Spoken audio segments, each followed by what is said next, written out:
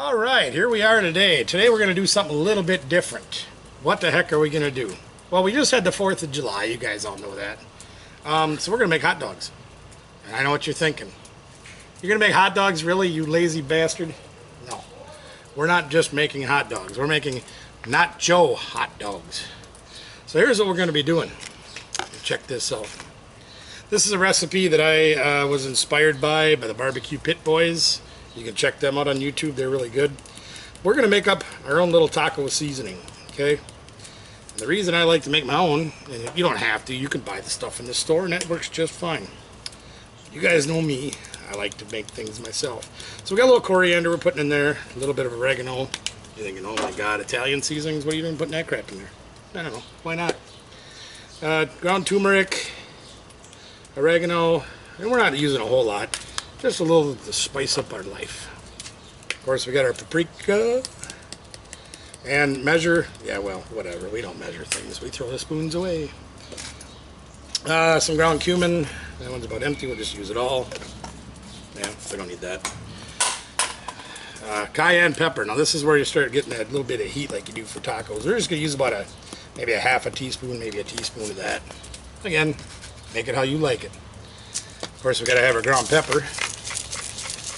I know I bore the hell out of you, don't I, doing this crap? But it tastes good.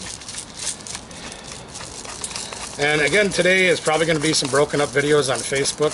We're also trying to shoot for our someday hopeful YouTube channel, if I can ever get my head out of my butt and figure out how to run that. Ain't got there yet, still trying. Chili powder, a little Wonder powder in there, probably about 2 teaspoons of that, because I like it hot. And of course, everybody's favorite ingredient, garlic. Garlic. Come on, garlic. So there we go. We got all of our seasonings we're going to use for our nacho hot dogs today. And this literally is a taco-inspired type of dish. Now, the guys on Barbecue Pit Boys, I'm sure, do it differently than I do. That's okay. You do it like you want to do it. You don't got to make it like I do. But again, this is just one of them silly little things that I'm going to do today to show that you don't need to be a gourmet chef. You can be a gourmet idiot like I am. And you can make fun food, you can make good food, you can make things that taste good. And it's not hard to do. So what we got here is we got 3 pounds of organic fed beef. Why did I buy organic fed? Well, you guys know that this stuff's better for you than all the GMOs, HMOs, what do you call that crap? All that, I don't know what all them terms are that they use, but they say, oh, the hormones they put on all that meat and this and that and the other thing. What, you know, I get it. Nobody wants to eat garbage. Nobody wants to get fed antibiotics. So we're using some stuff that's supposed to be a little better for you. And it was on sale today, so yeah, we'll use it. So, now, you take a look at what we're doing here. You said you're making hot dogs, dummy. What are you doing getting out ground beef? Yeah, well, we're doing something a little bit different. Because, you know, I mean, making hot dogs, making hamburgers, yeah, that's fun. Kids like them. Adults like them. But it's the same old hot dogs. Same old thing. Right? You with me on that one? Yeah, well, we're going to try to do something a little bit twisted up today. Just to make it more fun. And for those of you that might be tuning in that see me doing this and thinking, hey, where's the brisket? Where's the shoulder? Where's the ribs? Color yourselves disappointed. This is what we're doing today. All right? All right. So our grill is going. We're using the Weber grill again today, the kettle grill, as I like to call it, King Kong. The reason I call it King Kong is because that's the cover that I bought for it to fit it. It says King Kong on it, so it is now known as King Kong. So here's our ground beef. We got about 3 pounds here, like I said. And we're just going to sprinkle on our taco seasoning that we just made.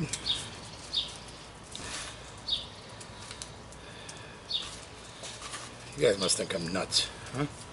You guys think I'm crazy? You're probably right, but that's okay. I don't mind being the crazy one in the group. I just hope that, you know, somebody gets some use out of these videos, because I enjoy doing it. I enjoy making videos, and if I can help a regular guy make a little food that, you know, isn't the same old hot dog and hamburger and, you know, potato salad and everything that you're used to having on your summer picnic. You know, maybe I inspire somebody to do a little cooking. There's a certain guy, that good friend of mine, I'm trying to inspire him to do a little more cooking on his own, a little more grilling. Take a little initiative to broaden his horizons, to step up to the plate and go, you know what, I can do that. It's regular guy stuff. All right, so here we go. We're going to split these into fourths, each one of these poundish things here. So we're going to have quarter-pound dogs. But that's not a hot dog, that's a hamburger. So far, just wait and see. If you want to make them bigger, if you're like the big meat, go for it. Now what we're going to do is we're just going to mix this up. Jeez, the smoke's getting terrible, isn't it? Oof. Well, if you had smell-o-vision, though, you'd be loving that. We're just going to mix these up a little bit, get that seasoning nice and deep and worked in there like that, because she likes getting nice and deep in there like that. Mix those up and work them a little bit. You guys figured out where this is going yet? Got it all figured out what we're going to do? Not yet, okay. And just so you know, today too, we're going to be doing some other dishes as well. Again, nothing real fancy, nothing real spectacular today. I'm a little under the weather as far as I didn't get much sleep last night. Not feeling too good, the pain's bothering me. So we're going to use the old KISS method. That's not rock and roll all night, DX. I know what you're thinking, brother. Not rock and roll all night. The KISS method. Keep it simple, stupid. We're just going to do some simple dishes, make up some extra food, feed the masses like we do. The other dishes we're going to be working on, we're going to be doing some, we picked up some really nice chicken breasts, marinated for us already, from our local grocery store. We won't say their name, but a good friend of ours works there, and you can probably figure it out. A lot of times they have their meats on sale, reduced prices, 35% off. Sign me up, coach, I like a deal. All right, so there we go. We got them all nice and worked in. This is where the hot dog comes in. Okay, so as you can imagine, you guys, I'm sure most of you have played with Play-Doh before, and if you haven't, you probably played with mud, and maybe you rolled a little doggy poo out in the yard one time or another when you were real little, didn't know any better. We are going to make these into hot dogs. You guys get where this is going though, right? So I'll tell you what we're going to do. We're going to do these off camera because you're probably bored silly watching me roll out wieners. Ryan Bueller is watching. Ryan, hi Ryan. We're not going to bore you to death with that. We're going to skip a few steps here, move on to something else, show you what we're doing.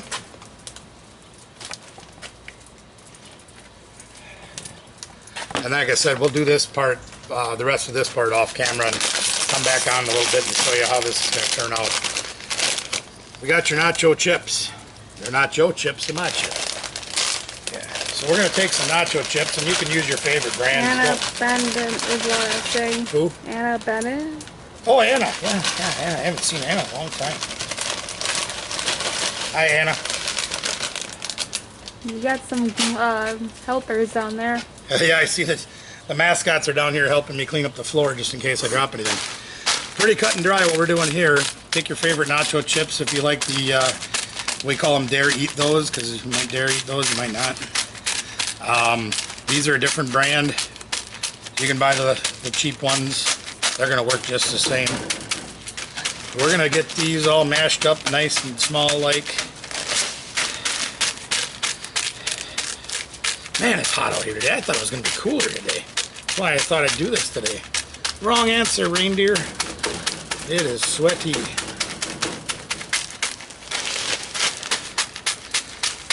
All right. So those are sort of ground up, you know. Probably one to drink out of the bottom of the bag if you eat like I do. That's the best way to eat them.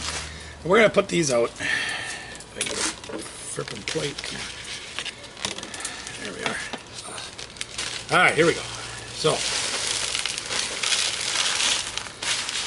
nacho chips, they're my chips. You did lose the towel, by the way, and the dogs are enjoying it. Oh, you guys get out of there. God dang it. Get out of there. That's mine. You jerk. Yeah, I can't get it up there. So what we're going to do now Travis Goss is watching. Just as you can imagine.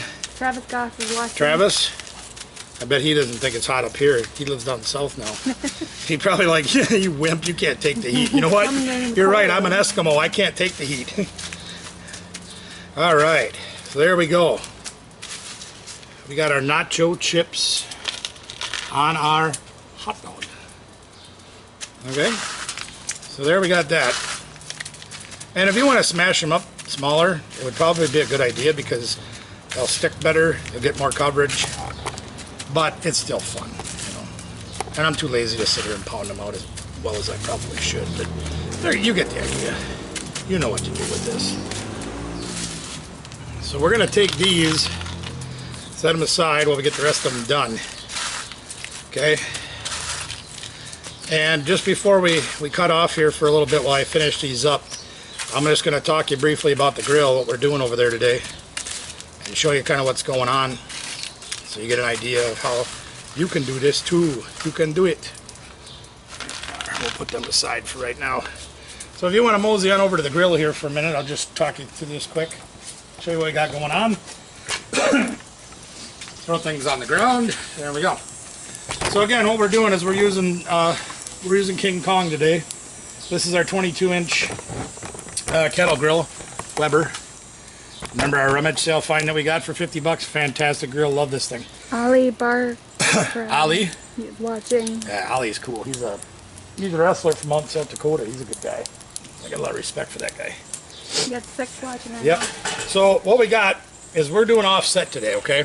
We got our charcoal set up on each side, and we're going to cook down the middle because we want to do a low and slow on these things so we don't burn the chips and so we don't burn the meat while it's cooking.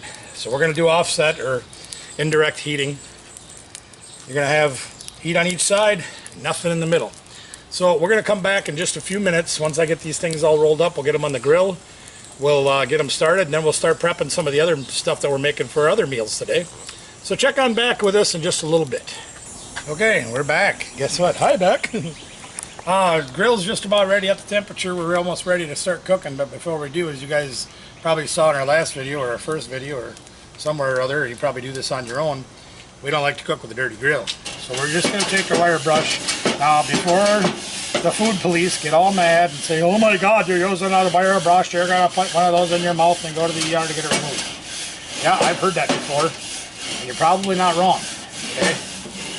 We give it a quick wire brushing, and then what we do, we got a couple other steps. Huh? Phil is watching. Phil's back on again. We also take one of these, a scouring pad, whatever you want to call it. And we're going to knock those wire bristles that possibly could have got in there. We're going to knock those guys down, get them out the way. All right. And last but not least, make sure not only is our food safe, but our food don't stick to the damn grill. It seems to me no matter how hard I try, no matter what I do, no matter how much I grease things, no matter how much non-stick something says it is, it sticks to the damn grill. Food sticks. So here we've got cooking oil. Now this is avocado oil. You don't have to use avocado because it's a little more expensive. Like I've said before, I like the flash point, smoke point on avocado oil is a little higher, a little bit better for you. But olive oil works. Vegetable oil, yuck, but it works. Okay, so we're going to use the avocado because that's what I like. Now our grill's a little bit less sticky, ready to rock and roll. Now, from previous experience, I'm going to estimate that this grill is going to run me about probably 325, 350 degrees. And that's fine. We're going to put them dogs right down the middle. Okay, and they're going to cook off the direct heat. Indirect heating, you guys know about that now. You've watched our video if you haven't. I'm sure you've seen it done before. Smokers run indirect heat. And that's how you keep things from burning, low and slow. That is the tempo. As the Beastie Aaron's Boys would have watching said. again. Aaron, she's so cool. Say, Aaron, Aaron Schroeder. yeah, Schrader, yeah. Schrader. She's nice. Aaron, you met my neighbor, Kim, right? She's been working over there as a mixer now. Wonderful, wonderful neighbors. I think I've talked to you about that before in our videos, but I haven't talked to you in person in so long. But I told her to make sure she's buddy with you because you and me were buds when I was there, and much respect. You guys, if you see something you have questions about, feel free to comment in the video. My daughter can read me the comments, or I can look at the pictures. I don't know how to read, so yeah. So there we go. There's our dogs, our hot dogs, nacho dogs, all set up, ready to rock and roll on our grill. Now our grill, we're running, again, like I say, I'm trying to run about 325, 350. We're gonna set it up to hopefully be in that temperature range. We got our little handy dandy thermometer. Bottom of the grill is wide open. The air vents are wide open. We're gonna run these up here partway open. And again, because last time when I did that big loin, that's kind of where it was. That's kind of what I did. So Erin said yes, very nice. I just love her. yeah, she's awesome, ain't she? Husband's a great guy too. Bend over backwards neighbor. Love those people. So now that we got the dogs on, what are we gonna do next? Oh yeah, let's do our other dish. You guys remember we done these little taters before, right? We did those with the loin last time we were there. We're gonna do those again, but I've learned a little bit something from the last time I did. We're gonna put the sweet peppers in with them again. The difference is I burned the hell out of the sweet peppers trying to get the potatoes done. Fortunately, it doesn't look like it's gonna rain today, so we should be able to cook them outside the entire time. We will slice the sweet peppers up, have those ready to go. Cast iron pan. You gotta have one twice the size of your head, right? Logic. Look at the size of that gorilla. Now we're gonna prep it ahead of time.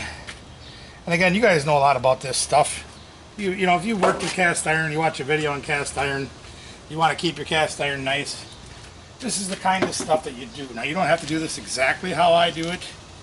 This is the way I do it. It's what I like. It works for me. But do your research. These pans will last you a lifetime if you take care of them. Now I said Scott took care of me on this one. He got it all seasoned up and ready for me to use. But I like to oil them again just because I'm weird. And just because we don't want taters to stick. Here again, I went to our local grocery store. You figure out which one it is. These are Dad's chicken breasts with chili and lime. Okay. Now, normally we'd marinate our chicken breasts to get the moisture levels up, blah, blah, blah, blah, blah. These are already marinated for us. So we don't have to do any of the marinating ourselves. It's already been done. The flavor's already in there. Chili lime flavor is real good. They do a lemon pepper one that's real good. No problem. We're going to get those prepped as well. But one thing I will be doing, and if you guys remember when we did our loin, we used our spritzer. There it is. Lost my mind for a minute. You guys remember the spritzer, right? Spritzer, Facebook, YouTube, Facebook, spritzer. Apple juice, apple cider vinegar, a little bit of orange in it. We're going to spray the chicken down about every 10 minutes probably to add moisture content to our chicken, so when we get it off the grill, it's at the right temperature. It ain't all dried out like it tastes like it came out of the microwave. We don't want to have none of that. So we're going to come back shortly once we get the potatoes ready. We'll show you what that looks like. Oh, hi. Hey, I'm back. Oh, good deal.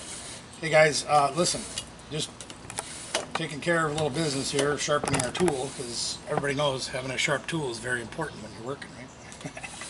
I am a tool sometimes. Anyway, so what we've done while we were gone is we sliced up our sweet peppers to go in our potatoes, and we sliced our potatoes. Nothing real fancy.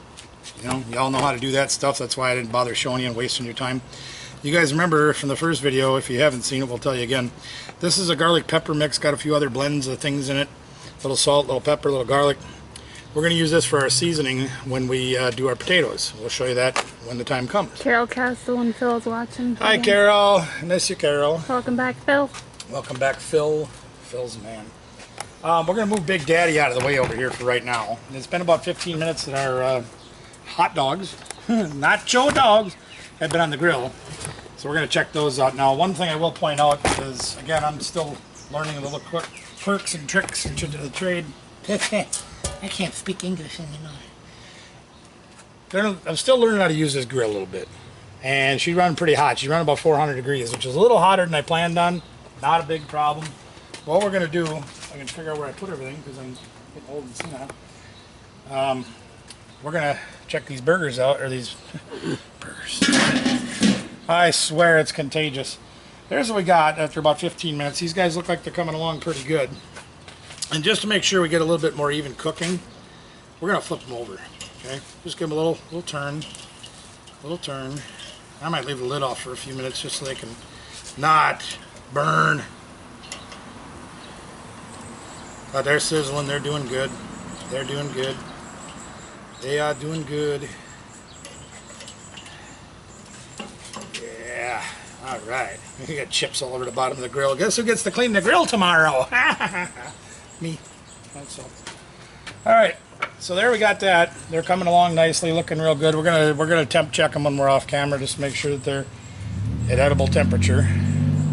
Not a whole lot else to do with these things. These things are pretty self-explanatory. They take care of themselves for the most part, as long as you're keeping your temperatures in a reasonably close distance. Again, we're running a little hotter than what we planned on, but that's the beauty of cooking on something that doesn't have like your digital controls and your pellet feed, and you can play on your smartphone and go, I want you to be exact the right temperature, and it stays there perfectly. This is an art form.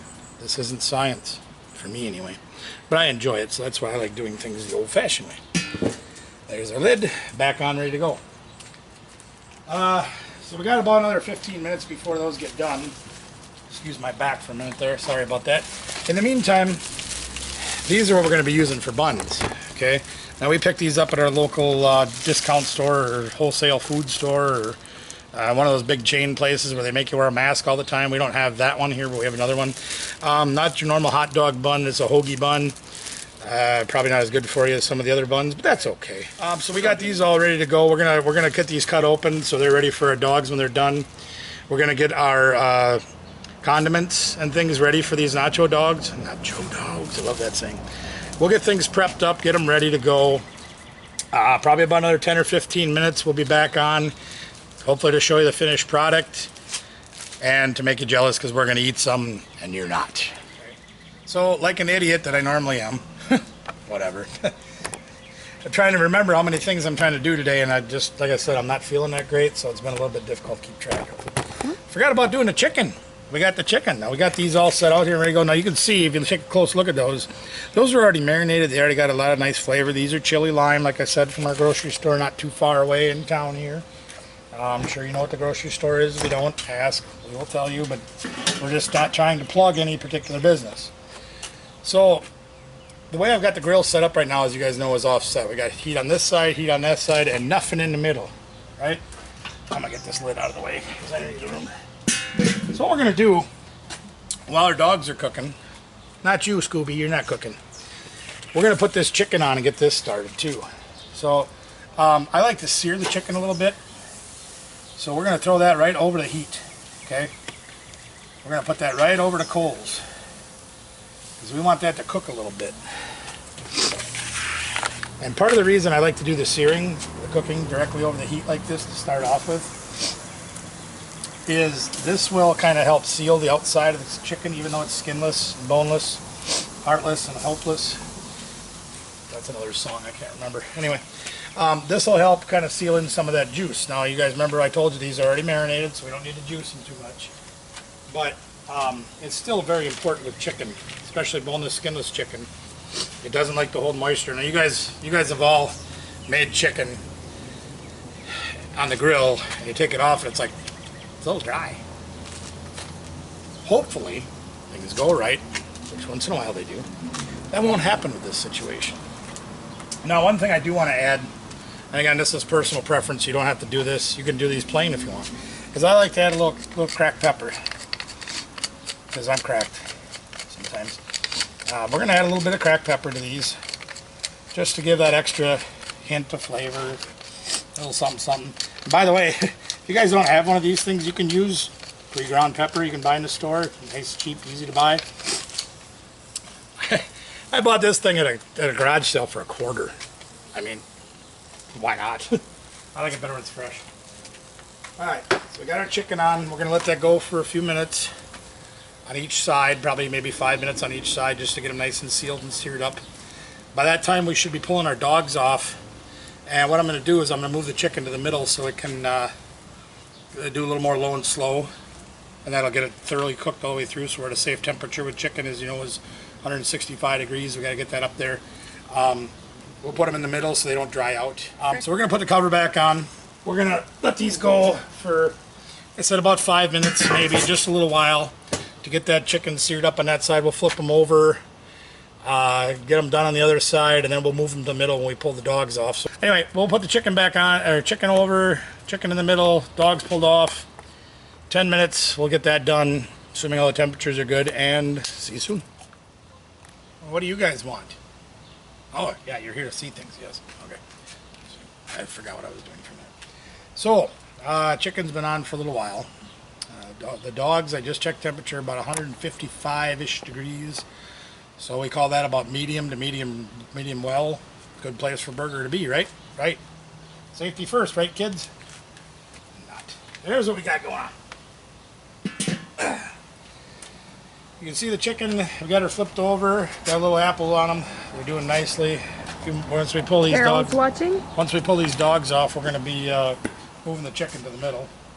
Say hi to Carol. Hi, Carol. Carol's cool. Miss wrestling and Miss Carol. Good lady. So we're going to pull these off. And again, like I say, they're about 150, 155 degrees, maybe 160. We're going to take those off. Let's see how we done. My wife's shy. She stayed in the house. She don't like to be on video. So we'll just take a few off now and see how they work. Oh, there they are. There's our nacho dog. Okay. Now, of course, you can set these up any way you want to do it. You put on what you like. We put on what we like.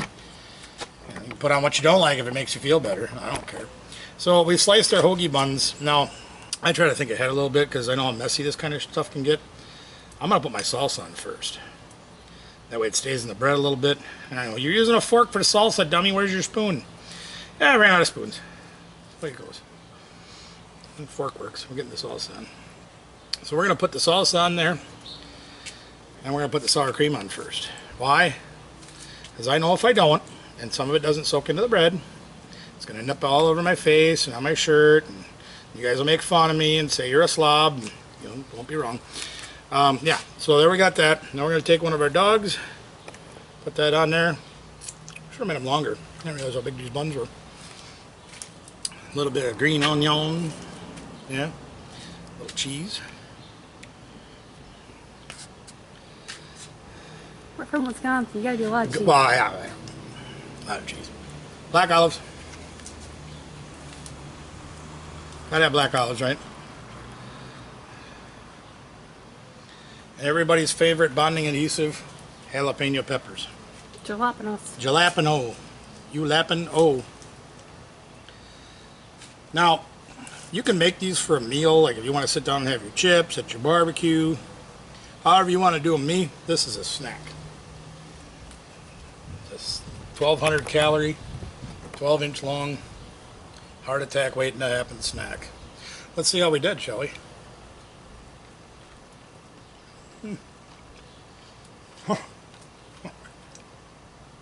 I tell you what, for an easy recipe, it's pretty damn good. Not gonna lie. Messy as all get up.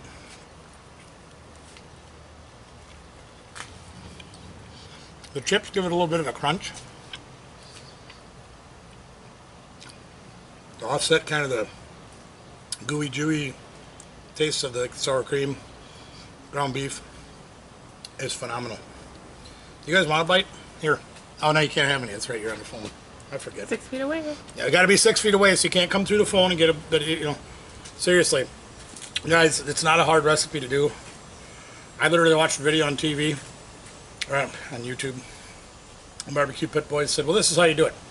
So I started thinking to myself this morning, that looks like fun. Let's make it. Krista's watching again. Krista? Hamilton. Oh, she's so cool. Anyway, it's easy to do. There's nothing hard. I mean, you cook a hamburger, you can cook these things. They're pretty easy to do. You can mash chips, cut up veggies. All that stuff's easy to do, right? So make sure your temperatures are good. Dude, you might never even go Taco Bell again. Ever. I'm not kidding. This is amazing. Right. So, and we come back in a little bit. We're going to have that chicken moved over into the middle, low and slowing. And then we're going to start prepping for the potatoes. And then that'll be the last video we'll shoot is probably the potatoes. We'll probably have to do 15 minutes apart. Make sure they get cooked properly. Make sure I don't burn the peppers again like I did last time like an idiot. Learn as you go, right? Make mistakes. Learn from them. You make better food. Come on back in just a little bit and we'll be back. Okay, here we are again. You guys miss me? Probably not. So I just checked the chicken a minute ago and it's about 165 degrees. We've got them down the middle there, as you can see. And again, this grill's cooking a little hotter than I planned on it doing. It's all right. We get done a little faster, right? Now, along the way, we've misted these things with our apple juice blend that I showed you earlier in the spritzer. I introduced you to spritzy. So take a look at here. We got this nice chicken. It's all done and ready to go. Again, this is a chili lime chicken. So adding the apple juice is a little bit of a different flavor, but you know, you can add water to it if you wanted to, if you just think that water might be better for you or for your flavor profiles. I personally like the apple. This one's a little thicker. I'm going to leave him on there for just a few more minutes. So let's come on over here to the table. We'll put it up on Frankencart and we'll see what we got. Now, usually I'm excited about taste testing this. And while you guys were gone, while I was gone off to La La Land, eating and feeding my face, I actually ate 2 of those nacho dogs. And it hurts. It was good and it hurts. But it was fun. So let's take a look at what we got here. Now you can see at 165 degrees that chicken's cooked thoroughly all the way through. Looks pretty good, nice and white. Little juice in there for you. We're going to take a little slice. Anyway, we're Aaron is watching it again too. Yeah. Here you go. You gotta have some. I ain't kidding you. Oh, get off there. There you go. Now I'll tell you something. Like I said, a lot of times when you get chicken on the grill, it turns out dry and kind of meh. Is that dry? No. Tastes good? Very good. Very good, ain't it? Yeah. So we're gonna have that as a later meal. But since I figured I had the grill on, we might as well cook everything, right? Right. Alright, so let's get this last chicken off the grill. He's had a couple more minutes just to get done up because he's the thickest, biggest one of them all, so we wanted to make sure he got done too. But he was 162 degrees when I checked him about 5 minutes ago, so I know he's done. Now, on to our last best favorite thing to do today, and that's our taters. Now again, we showed you earlier, we cut the taters up. There's the peppers we're going to put in. We've done all that. Now, come on over here to the grill for a minute, if you would, please. If you would be so kind. For those of you that may have missed out earlier, maybe you weren't playing along, maybe you didn't see my Facebook picture earlier this week, whatever the situation may be either. What we are going to use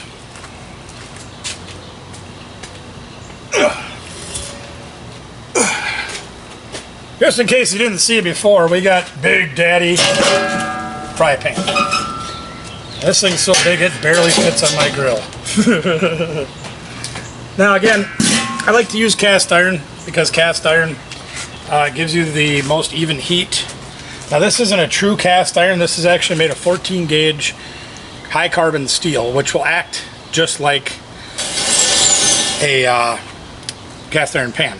A little thinner, cook a little faster, heat up a little faster. No big deal. That thing, my poor grill's begging for mercy right now, right? Alright, so you've seen us do this before if you've watched our previous videos. If you haven't, we'll start again just see, you know, some of you newbies out there. We use avocado oil, like I said. We're going to put some avocado oil in there. We like the avocado oil, higher smoke point, a little bit better for the old heart. Good stuff.